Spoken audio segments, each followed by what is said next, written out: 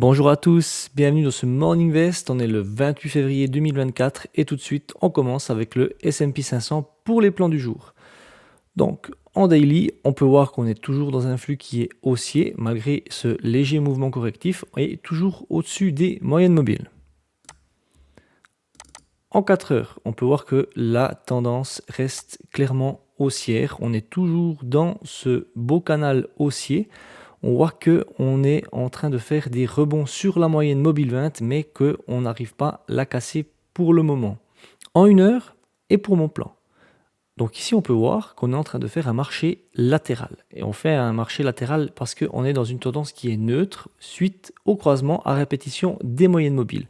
On peut voir ici, on était en flux haussier, on est passé baissier, haussier, baissier, haussier. Pour le moment, le marché, il n'a pas de directionnel, il n'a pas de direction précise. Et moi, ce que j'envisagerais actuellement, ce serait de rester fidèle à la tendance majeure qui reste haussière. Car actuellement, on peut se poser la question. Est-ce que si on vient casser ce précédent plus bas, est-ce qu'on ne pourrait pas envisager de commencer à faire des ventes? Alors oui, c'est envisageable.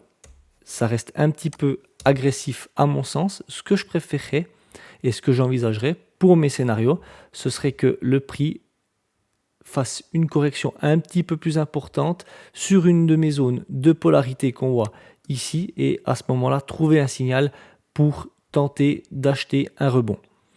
Et en cas de cassure des précédents plus hauts, je continuerai d'acheter. D'ailleurs, on pourrait même tracer un Fibonacci de ce précédent mouvement baissier qui est ici et on peut voir que le dernier précédent plus haut coïncide avec le 61,8 du dernier mouvement baissier. Donc, si on viendrait à casser ce niveau-là, on pourrait tenter une vente, on serait au-dessus des moyennes mobiles, on serait en flux haussier et on pourrait tenter un achat, on pourrait tenter un achat jusqu'au 100%.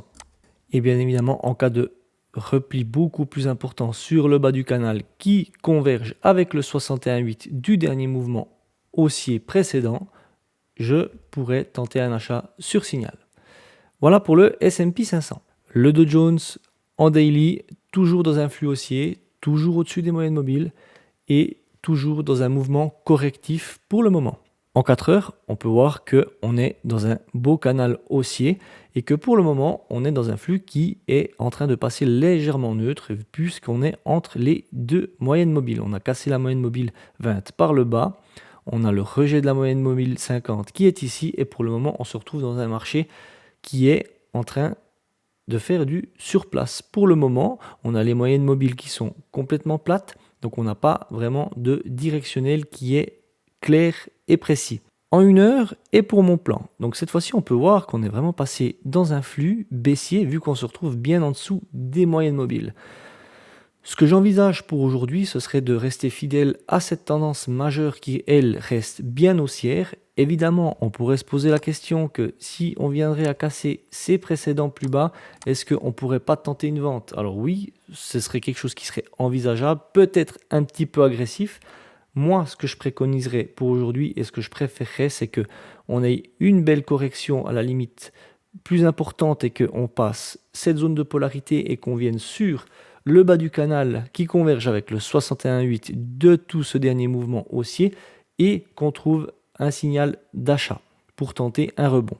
Et en cas de rebond et qu'on vienne casser les précédents plus hauts, je pourrais également continuer d'acheter vu qu'on se retrouverait au-dessus des moyennes mobiles. D'ailleurs, on pourrait également tracer le Fibonacci de tout ce dernier mouvement baissier et on peut voir que le 61,8 est juste au-dessus. Donc pour un plan un petit peu plus, on va dire un petit peu plus safe, il faudrait qu'on casse vraiment le 61,8 qui est juste ici pour continuer d'acheter dans un flux haussier. Voilà, c'est ce que j'envisagerais pour le Dow Jones pour aujourd'hui. Le Nasdaq, on peut voir que le Nasdaq il est toujours dans un flux haussier, toujours au-dessus des moyennes mobiles. On a entamé un léger mouvement correctif, on est plus en train de faire un marché latéral pour le moment. On peut voir, et on verra mieux tout à l'heure, que ici on a une zone de résistance qui ne passe pas. On verra mieux ça dans les unités de temps un petit peu plus basses.